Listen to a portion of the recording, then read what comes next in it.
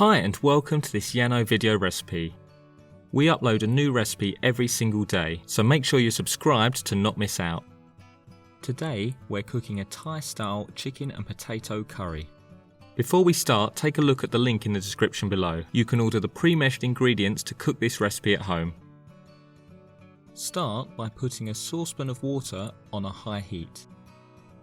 Once the water is boiling, carefully add the potatoes. Cook for around 10 minutes until they are almost done and then drain them. Place a deep frying pan on a high heat and add the oil. Fry the potatoes and chicken for around 10 minutes until they start to turn golden. Add the curry paste, mix everything together and cook for a few minutes. Now add the coconut milk and bring everything to a gentle simmer. Leave it to cook for around 20 minutes.